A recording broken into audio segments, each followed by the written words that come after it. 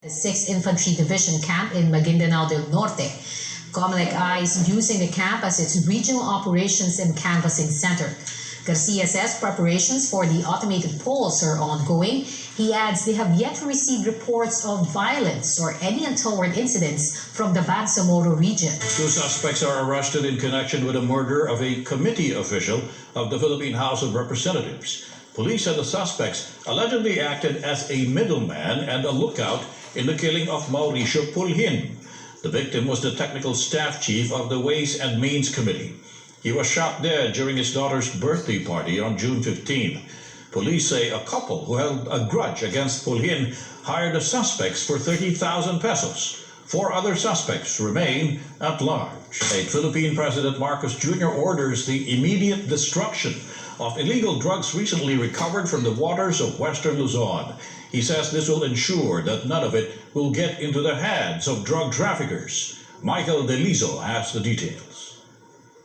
Sacks of illegal drugs worth several billions of pesos were presented by the Philippine Drug Enforcement Agency to the media and to President Ferdinand Marcos Jr. on Tuesday.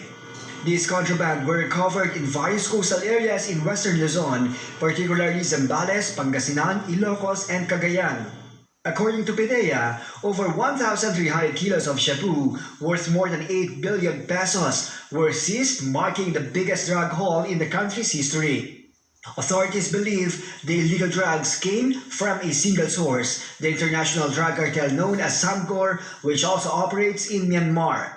One of its members was arrested in a separate operation by the Philippine Navy in Zambales recently. Historically, there have been instances of large hauls of illicit drugs apprehended in the maritime domain, confiscated in our seas that had markings that appear to be Chinese characters. It is not far-fetched that this could be another effort of the Chinese Communist Party. Modus operandi kasi nila, ito yung sindikato, ito yung courier. Ang trabaho lang ng courier, i-deliver lang doon sa meet-up place, doon sa laot.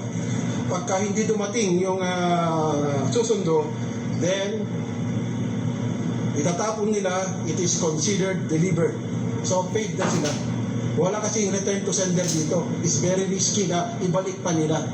Maritime assets of law enforcement agencies believe more illegal drugs are still out there. The public, particularly fishermen, are encouraged to report the so-called floating shabu. Hindi lang po ito 1.3 na tons po dahil butal po ito normally ay malaki po ito na shipment po. So yun po yung patuloy nating pakiusap po, lalong-lalo na po doon sa mga kababayan nating nakatira sa mga shoreline, sa ating mga mangingisda. Baka may mapapansin pa po kayo. The immediate destruction of the illegal narcotics has been ordered by the President. Marcos says it will prevent the seized goods from being pilfered and recycled. Dati, alam natin, pag may nahuli, sabihin natin 100 kilos, ang nagiging ang sinisira na lang, kung ano ng balot ang ginagawa, ngunit 20 kilos na lang. Yung 80 kilos na natira, ay lalabas na naman yan, maipagbibili pa rin. So that is what we are trying to avoid. PDEA says the drugs will be brought to an incinerator in Clark, Pampanga. The disposal will be witnessed by representatives from the Department of Justice, local government officials, and the media to observe the entire process from random testing to the final incineration. We have enhanced our counterintelligence measures para ma-detect natin kaagad yung mga ganun attempt na magkaroon ng pilferings. Pero sa atin ngayon, no. That's a no. Yan ang kabilin-bilinan ng ating presidente. No sa recycling. Meantime, Marcos reiterated his directive for law enforcers to intensify the campaign against illegal drugs, but in a peaceful and bloodless manner. We must continue with the war against drugs, but we keep it we do it in a peaceful way. But nonetheless, despite the fact that we do not kill people that are just suspected of having anything to do. He also stressed the need to crack down on street-level drug operations.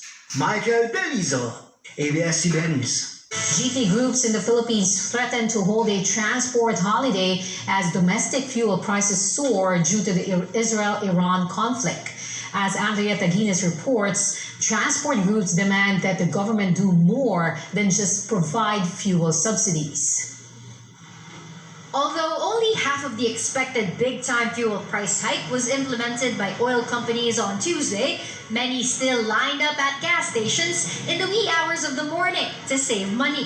According to transport group Piston, jeepney drivers may go on strike if diesel prices reach 60 pesos per liter. Kung ito ay walang magiging malinaw at konkretong tugon ng gobyerno, talagang hahantong tayo sa tigil pasada, hindi lamang dito sa National Capital Region, kundi sa buong bansa. To stave off any transport strike, the Transportation Department assured the sector it's already expediting the processing of fuel subsidies so they can be distributed as soon as possible. The agency also insisted that all public utility vehicles will receive the fuel subsidy, including unconsolidated jeepney drivers and operators. The clarification comes after the LTFRB announced on Monday that only members of cooperatives or corporations would benefit from the subsidy. Still, Piston said the aid isn't enough. Kung kami po ay nakaka-30 liters per day, halos 4 na araw lamang po namin i-consume yung ibibigay nilang subsidy. The group's repeated call, suspend the value-added tax and excise tax on petroleum products. But it's unlikely. Excise tax and the value-added tax, which is 12%, is imposed because of a law. No, legislation yan. It's a balance that the administration is trying to find. Ayuda might be a good start for now. Global oil market prices fell Tuesday following a ceasefire announcement by U.S. President Donald Trump. The Energy Department, however, remains cautious. Baka mo umasa yung mga kababayan natin, o sabi ng DOE, pababa na baka hindi ho magkatotoo. So, too early pa for this for that comment to be reliable. But should the trend continue, the DOE said the second tranche of the major fuel price spike may no longer push through this week. Kung bumaba naman, we have meetings again tomorrow with them until Friday. So we'll check with them if they can hold muna yung pag-increase kasi bababa naman. If the conflict does go on, the Supply Chain Management Association of the Philippines said increases in the prices of goods will be inevitable. But a group of independent supermarkets did say that the impact won't be immediate. Gumagamit tayo ng gasolina pag nag-transport ng raw materials papuntang factory, yung finished product papuntang warehouse papuntang tindahan. So, kada gamit ng gasolina yun, dadagdag siya dun sa logistics cost. Ang mga goods namin, last week pa na-deliver or earlier pa, tataas lang kami kapag nagtaas ang aming suppliers. Canned sardine manufacturers have also told the Trade Department there will be no movement on the price of their products. Andrea Taguines, ABS-CBN News. The Philippine Navy vows to ward off any foreign interference in the country's search for oil in its exclusive economic zone. It gave the assurance as drilling operations begin in the fourth phase of the Damalumpaya offshore gas project near Palawan. The new wells to be drilled aim to extend the life of Damalumpaya gas field and secure the country's energy supply. The Navy did not identify where the potential foreign interference may come from, but Chinese Coast Guard and Navy ships frequently patrol the West Philippine Sea where the Damalumpaya gas field is located.